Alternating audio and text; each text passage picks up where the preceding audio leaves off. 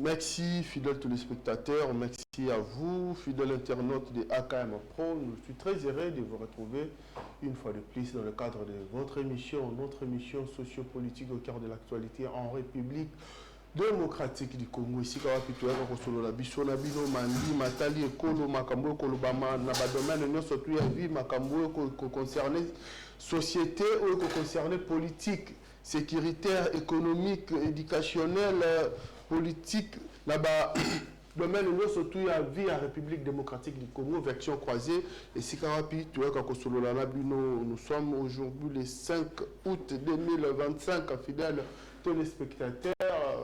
Dans un instant, vous retrouver Bino Mokolo à Lelo.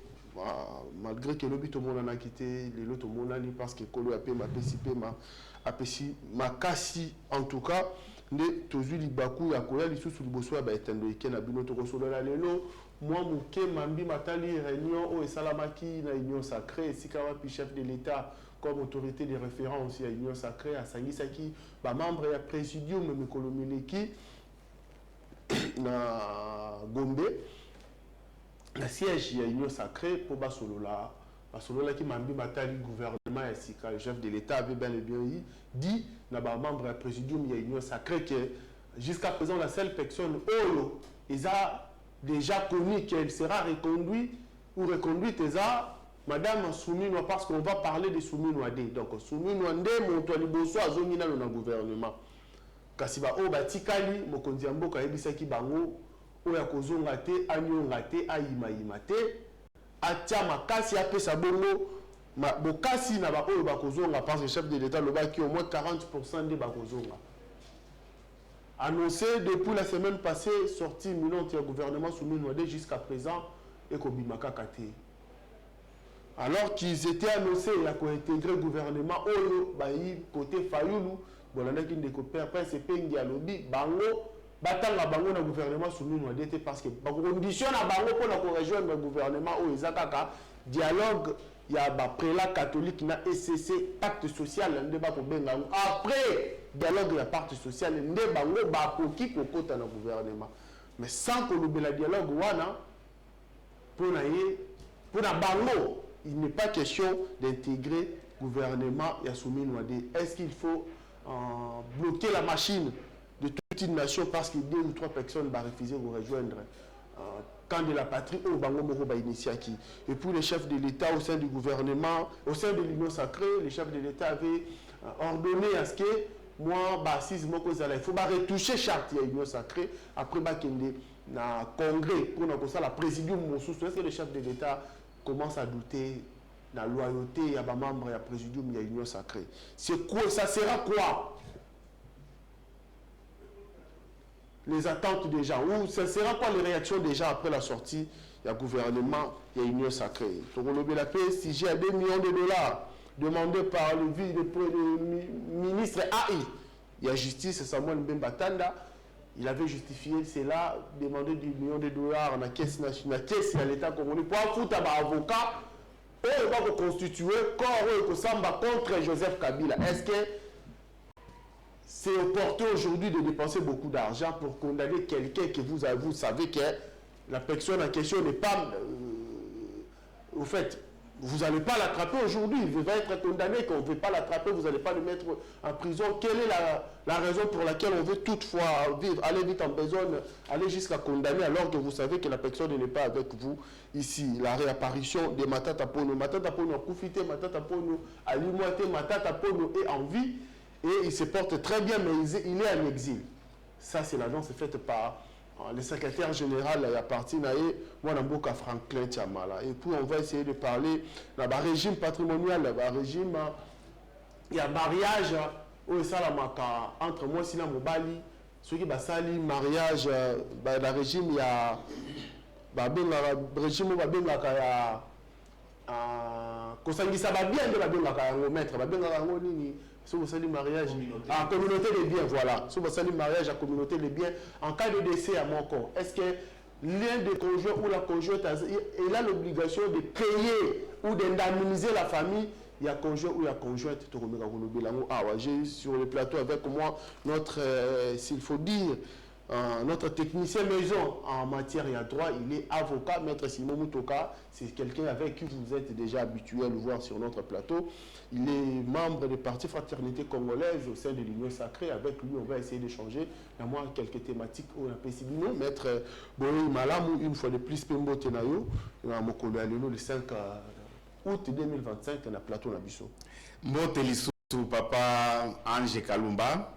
Na sepeli na ndenge o invité nga lelo na ba thématique otoza nango eza na ba thématique mingi o penza na sepeli nango surtout oyo e concerné penza ba régime matrimonial oyo concerné pe neni paiement ba honoraire ba avocat vraiment eza penza ba question en société to ko mega kolobela ngo awa.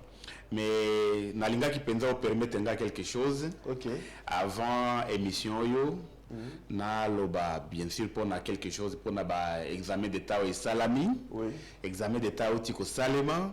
Vraiment bravo na son excellence madame la ministre de l'EPST. Raissa Malou. Je ne connais pas son nom mais je vois vraiment le travail qui est en train de se faire. Bravo na travail au Ezok Salema.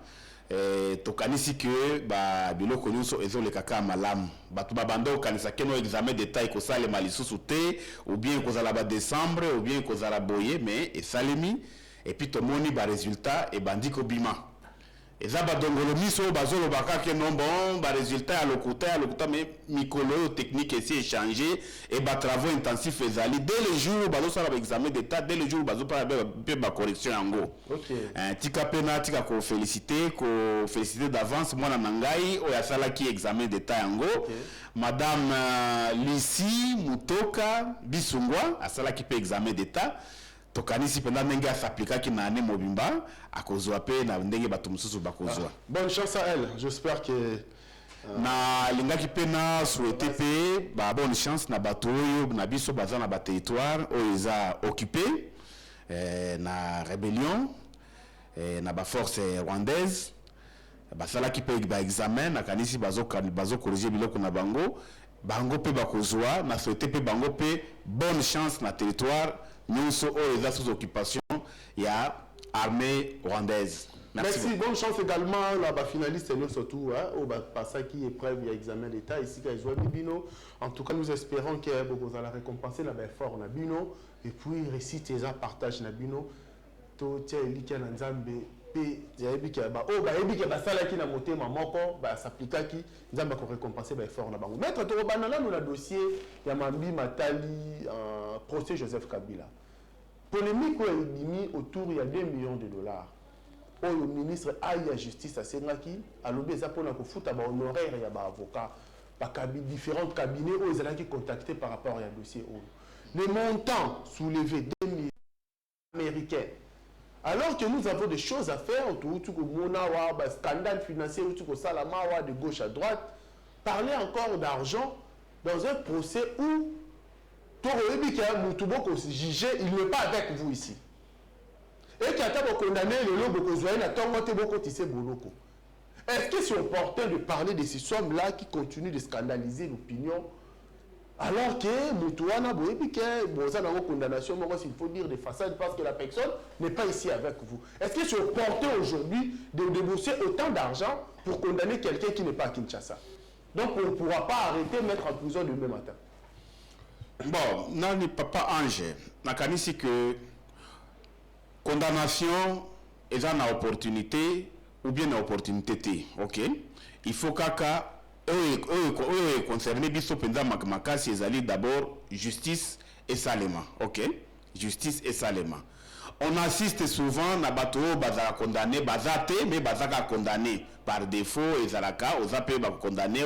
Essentiel n'est pas de faire entrer quelqu'un dans la prison mais l'essentiel c'est que peut sa leçon na bato baza na société pour na koyeba ke non ce qui na sali mbeba boye na kozwa boye. Alors autre côté siko na makambo concerné ba honoraire ya ba avocat. Tikangana loba quelque chose au musicien na biso moko aloba ki o babenga soki muku wa bongo Félix Oazé quoi. Voilà Félix Oazé. Ba pesi bango $200 mais baza combien? Alors honoraire ezali li foot ya avocat. Avocat à cause la tête sans que bafuta ye. Makambo ya opportunité à procès, une opportunité à procès est concernée avocat. Ye so qui assis à sali musala na ye, il faut directement, il faut tinaye ezala. Bon, batu ba mona ka pembeni ke 2 millions, mais baza au moins une affaire ya 15 cabinets wana.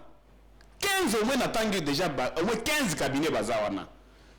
Mutu na mutu c'est ba travaux oyo ba acte oyo a poser. Chaque acte oyo avocat a posaka, ezaka na facture nango.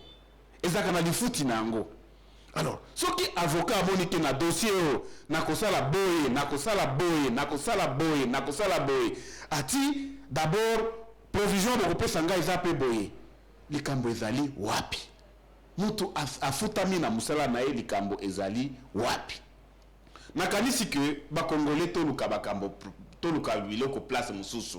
Mais les foot ya mutu et banda ko déranger batouté. Maître, puisqu'on parle d'argent, 2 millions de dollars c'est beaucoup d'argent. Déjà son prédécesseur, Maître Constant Moutamba, lelo oyo akosibi aza na justice a risqué kokota boloko pona makambo ya mbongo. Est-ce que c'était opportun de faire sortir encore beaucoup d'argent comme ça alors que mutu azalaki wana azalaki kaka makambo ya mbongo nde ko meme na boloko?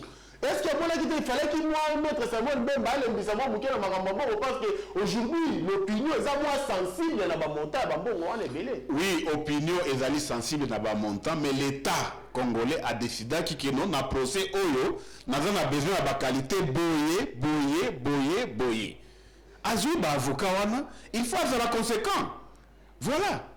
Makambo ya mbongo mais l'État est moko azako le dossier république azako le dossier aibike non nazana besoin de qualité boye et il faut fouta bango alors qu'il est seulement AI. Pourquoi il a été sorti en gouvernement comme ça les titulaires pourraient le faire? Pourquoi on le problème les gens aujourd'hui maître il faut qu'on se le dise maintenant on dirait maître Samuel que nous l'avons dit moi mbango quand on dit que sur la rétro commission la Congo ezalaka n'est qu'à viser moi intérêt moi on ma procès wana non Samuel Membaza, ministre de la Justice, à l'intérim.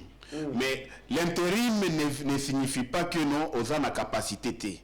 Aux a la capacité à faire ça la biloko, il faut que ça, parce que la continuité des services publics doit être là.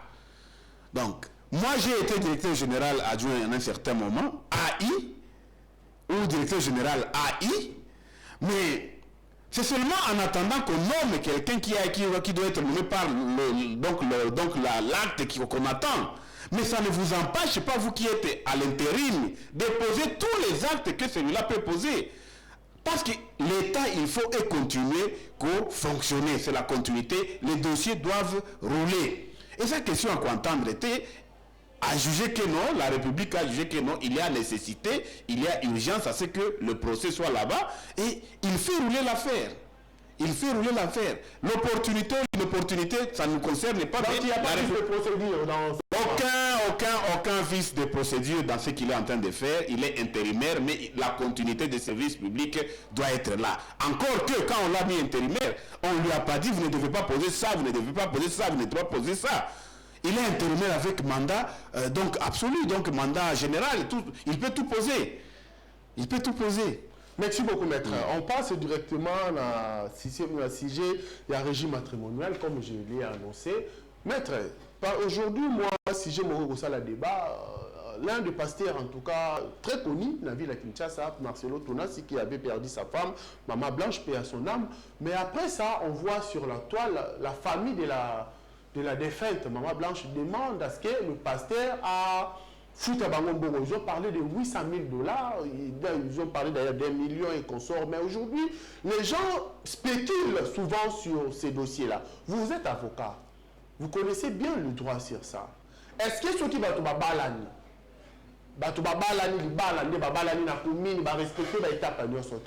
et que entre conjoint ou conjointe, moi qu'on a bangwa koufi, il est obligé d'aller payer, s'il faut indemniser la famille du conjoint ou de la conjointe. Sur le plan de droit, aller payer de l'argent à la famille du conjoint ou de la conjointe, c'est justifiable sur le plan de droit. Est-ce que cette famille-là a l'obligation de venir demander l'argent à leur beau-fils, s'il faut dire?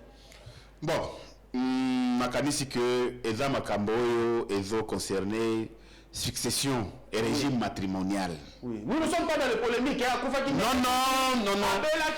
D'ailleurs, moi, nous parlons droit. Nalinga kite oloba kombo ya ndeko ndenge olobaki wana parce que nalingaki nazala penza na ba principe. Oui, soki omoni ba émission nanga nyonso tango nalekaka na yo natikalaka na ba principe parce que nayebi ke non mutu nyonso soki ofandi na principe mutu nyonso akokota wana akokende akokoma bien. Oui.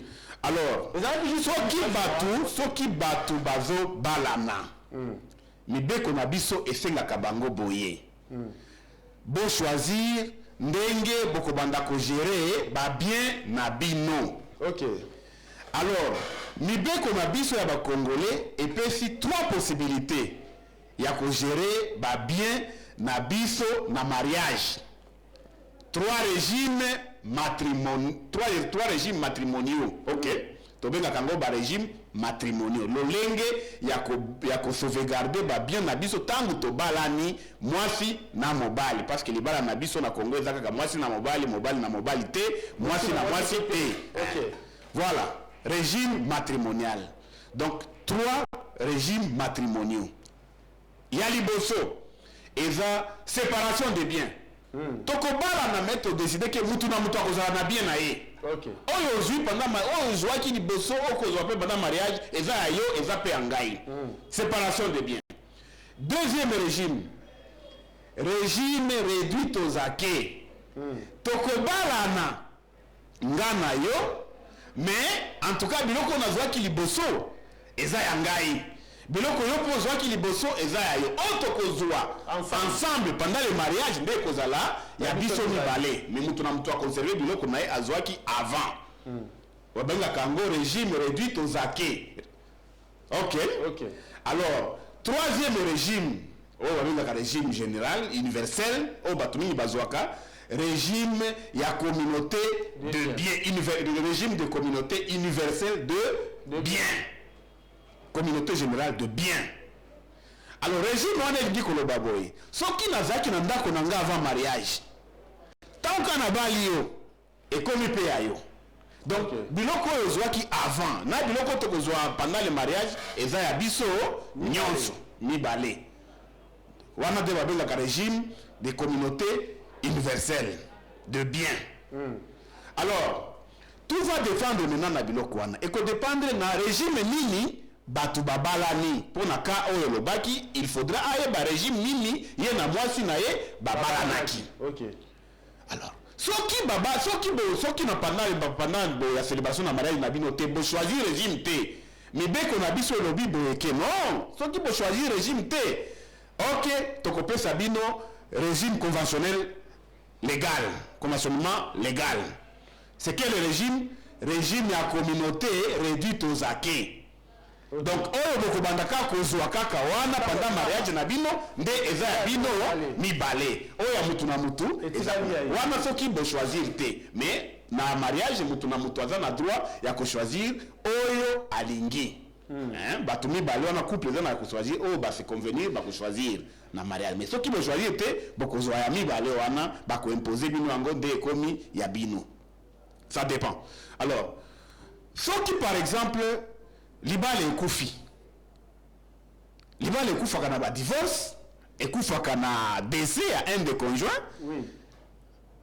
ou annulation en mariage libale ekufi na pesi ba cause wana goti na libale ekufa divorce décès à un des conjoints annulation en mariage et qu'on s'appelle libala ekufa mais ba kosala ndenge nini bakotala régime ozaki nango soki régime à séparation de biens ça ne pose pas problème mutu na mutu ayebi biloko oyo eza ya ye ake nango soki régime universel bakotala oyo biloko eza na kombo ya mobali oyo biloko eza pe na kombo ya mwasi donc eza bino nyonso mibale bati yango wana alors nde bakoprocéder na oyo babengaka libala esili il faut be baliquider régime matrimonial du mariage na kana ya liwa ya moko ya baconjoint. Si on a fait un mariage, fait un mariage, et ça qu'on fait un mariage, nous avons déjà fait un mariage, on procéder à une liquidation et à un régime matrimonial. Il faut pas, si ça, régime matrimonial. Donc, au Kabula, biloko, oyo bazwaki selon régime baponaki soki baponaki régime ya communauté universelle biloko nyonso ya mwasi na ya mobali ekoya place moko oyo bazwaki mpe pendant le mariage avant et pendant le mariage eye place moko bakaboli yango katikati oyo 50% oyo 50%. Maintenant, sur le cas j'essayais un maître, pesa biso 10 000 $, pesa biso 100 000 $, ça peut se faire. Oui, na question en succession sikoyo. Ok. Vous comprendre, hein? Wana tozaki nano ko liquider régime matrimonial. Tango mwasi na yo akufi, boko liquider régime matrimonial na yo. Yo kotika na 50% ya yo ya biloko oyo nango, yepe 50% ya biloko na ye eza wana. Mais azali susu invité. Succession eye sikoyo wana. Ok. Qui sont les successibles? Mibeko na biso ekomi yango. Liboso ezali bana. Ok. Oyo obotaki pendant le mariage ou en dehors du mariage, mais ba oyo en dehors du mariage mais on reconnaîtra ki bango tango zaki en vie. Baza yayo ya liboso na bana oyo adoptaki. Baza première catégorie ya succession. Deuxième catégorie eye bandeko na yo banani. Alors famille c'est quoi même ce que famille ba parents. Ba parents ba quelque part dans la succession na 50%. La deuxième catégorie. Hein? Va continuer la deuxième catégorie. Deuxième catégorie, oui. Na mobile pe azawana. Na mobile pe azawana. Donc, na deuxième catégorie, tu as d'abord conjoint survivant. Donc, yom okufela ki mwasi, 50% mwasi na yo, ozana kati pe wana. Ok. Deuxième catégorie. Ba sœur na ye, ba père na ye, ba mère na ye, ba tante, ba père na ye, baza pe wana. Et puis troisième catégorie, ezokoma. Donc, oyo bazose bazo bake famille ezosenga siko succession ya ndeko na bango. Mais attention, na 50% oyo ya dekuyus oyo mutu akufi. Toti ya mwasi wana akufaki boye 50% wana. Eza na oyo tobengaka ba héritier réservataire. Nde banani? Bana, première catégorie. Na 50% wana 75% à 50% wana eza ya bana. Ok. Oyo 25% wana etikali. Ekoza siko na ba deuxième catégorie. Troisième catégorie quoi soki deuxième catégorie eza te. Na deuxième catégorie na 25% wana etikali wana nde batu nyonso oyo asima bakobanda ko se partager wana. Donc mobali akozwa kaka na 25% wana etikali soki mobali mutakufeli mwasi soki mwasi mutakufeli mobali akokota na 25% wana batata na ye mama na ye bandeko na ye bakokamula kaka nde 25% wana. Donc 75% à 50%. Ah, 75% ya 50%. Ya mutu ya kufi. OK. Eza ya bana. Ah. 25% etikali wana. Eza c'est quoi la deuxième na troisième catégorie wana. Mobali nalo bate mobile parce que nalo ba conjoint oyo ya survivre. OK. Conjoint oyo ya survivre aza pe na kati wana. OK. Alors na circonstance wana siko nde kokoma kino famille eko ya ko réclamer que si mo zo ngamba muke boye ba bi ozo bima la caméra.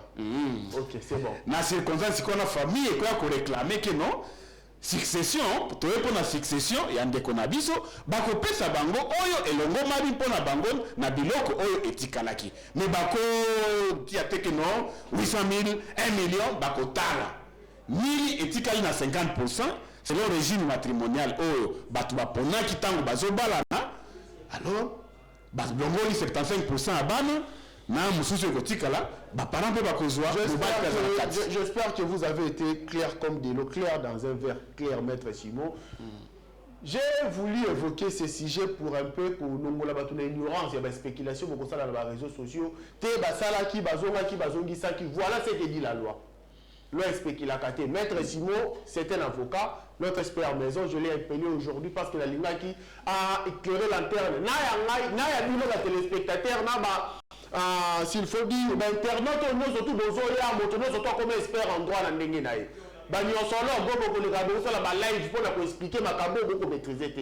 Voilà un avocat, un chevronnier qui nous a expliqué comment est-ce qu'un héritage est ça la makaso qui bat ba malani makamwani to moko akufi. J'espère que cette matière ici va nous aider à avoir l'idée de ce qui va se passer au lieu de partir enregistrer surtout tout ce qui bouge sur les réseaux sociaux. J'espère que cet éclairage va nous aider en tout cas à comprendre Mibeko à Congo et Bakani.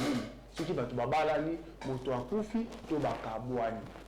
J'espère que tout le monde atteindre la souka émission. Nous allons parler politique. Maître Simon, depuis l'annonce, ou s'il faut dire les rencontres du président de la République avec le présidium de l'Union sacrée, annonçant les sorties imminentes du gouvernement Soumis Nouadé, jusqu'à présent, en tout cas, Makambon dirait, et Koningana Ningana Te, tous les chefs de l'État avaient mis le vœu pour ça, pour restructurer l'Union sacrée. Donc, il y a des charte, ça peut se faire jusqu'à dimanche prochain. Et pour préparer ça, la Congo pour la communauté présidium. Vous êtes d'avis de ceux qui disent que le travail qu'avait fait André Mbata serait un travail bâclé et qu'il n'a pas vraiment aidé le chef de l'État à avoir clair dans sa vision. Et Kolobate, que ceux qui chefs de l'État, à l'objet que non, bazo retouché, et ça, Kolobaki, ça bâclé.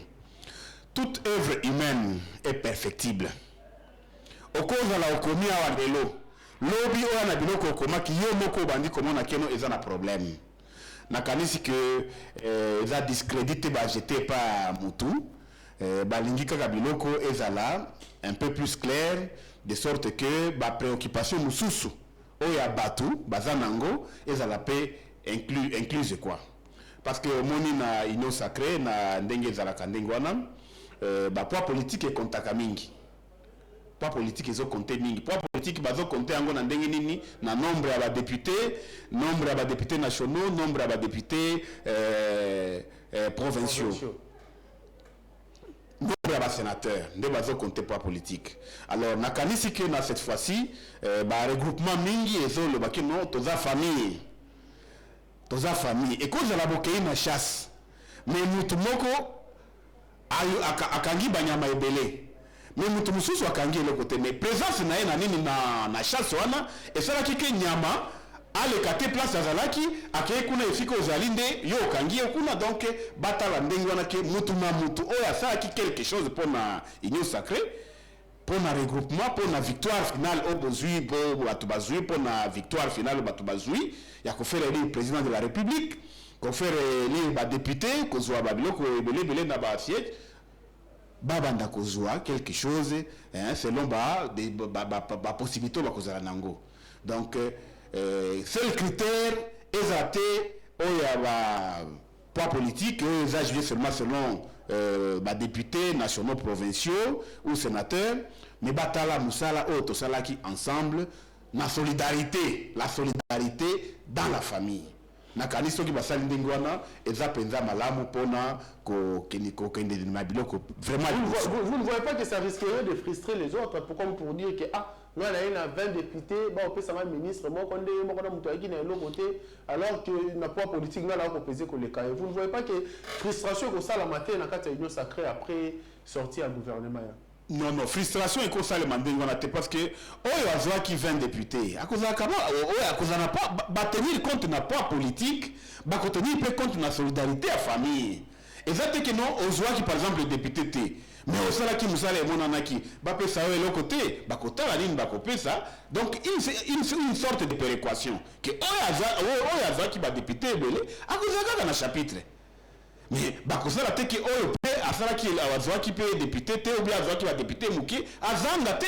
Qu'est-ce qui pourrait bloquer la sortie du gouvernement depuis annoncé depuis longtemps par le chef de l'État jusqu'à présent apparemment les choses tardent encore toi comprendre est-ce que au sein du gouvernement moi nous ezali parce que toi on dit du côté fallu nous perdre au bout de naïe alors avant kota parce que avant kota wana il faut qu'un dialogue il y a des pères catholiques, il y a des frères catholiques, il y a SCC. Qu'est-ce qui pourrait bloquer jusqu'à ce point la sortie du gouvernement sur l'île? Nakamisi samedi, Bozaki, Bison te suivra qui rencontre le présidium et le président de la République dans Union Sacrée.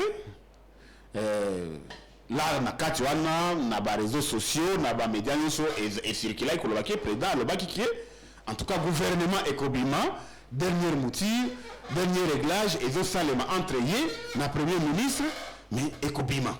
Alors, tout ce tenu na biloko nyonso wana tozela tango Ekobima, biso tozala wana, tokomona gouvernement ni tokozala nango. Ok, merci beaucoup, Maître Simon. Ma dernière question, Les qui un peu à Koluka, par rapport, voir si vous êtes membre de l'Union sacrée aujourd'hui, gouvernement, les chefs de l'État annoncent qu'ils vont réduire la taille du gouvernement. Vous êtes d'avis qu'on puisse réduire la taille du gouvernement ou de l'Union sacrée? Ça ne va pas vous coûter cher, je ne sais pas. Bon, coûter cher, comment? C'est le Congo qui doit gagner dans tout. C'est le Congo qui doit gagner dans tout. Tout le monde doit se retrouver quelque part. Même si on a un gouvernement, on peut couper.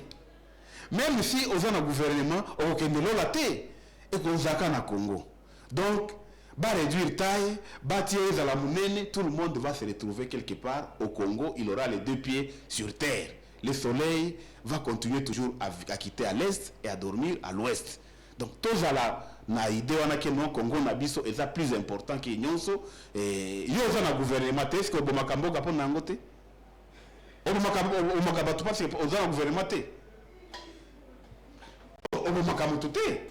Donc, on peut un gouvernement, on continuer à servir une nation, on a quelque part, on continuer à lire, on continuer à lala, on continuer à lata, vie et continuer en attendant jusqu'à ce que Nzambe a kolobake, a bengaye et pas naïe. Quelle est la position du Fraternité congolaise pour clôturer l'émission? Aujourd'hui, vous attendez comment la sortie du gouvernement? Vous êtes confiant que la Fraternité congolaise sera récompensée cette fois-ci par le chef de l'État? Non, Fraternité congolaise, il faut que Congo ait gagné.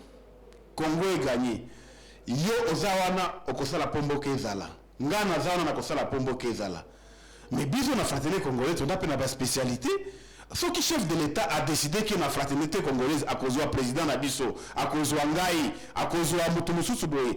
Toko démontrer ba spécialité toza nango, mais toko bomamboka te ce qui fraternité congolaise et se retrouver te na gouvernement parce que na moni eza gouvernement de large union nationale. On a dit que ça va avoir peut-être une affaire de 46 ou 47 personnes. 46-47 personnes. Il faut choisir sur 100 millions de Congolais, 27 personnes. Et qu'on a par exemple dans l'Union sacrée, parce qu'il y a l'âge union nationale, tu as société civile, tu as majorité opposition, alors, toko bomana pona ni mutu na mutu akozala na kwena ye akokontinue kosala musala. Ceux qui va couper ça, ils nous sacré dans 27 personnes, bah bakozala wana, bako représenter batou, ceux qui mutu afrako akozala wana, merci beaucoup. Mais ceux qui azate, to continuer à kosala musala pona lokumu yamboka. Merci beaucoup. Ça, c'est la réponse de Maître Simon Mutoka. Je rappelle qu'il est cadre de la fraternité congolaise. Parti chez Mwanamboka. Bienvenue à Kilimani Munganga. Baza parti, ils sont membres Nakati. Il y a Union Sacrée. C'est avec lui qu'on a tenu cette émission. En tout cas, cette émission a été beaucoup plus pédagogique et plus très technique par rapport à Bastidie aux Alaki qui effrayé chronique sur le plan sociétal. Le qui ne développe pas on a mettre parce qu'il est bien équipé et pour ça. En tout cas, nous sommes pratiquement à la fin, fidèles téléspectateurs. Merci à vous également. Je vous laisse entre les mains de la régie pour la suite du programme. Restez branchés. On se retrouve demain. Même chaîne, même heure. Et je vous dis au revoir.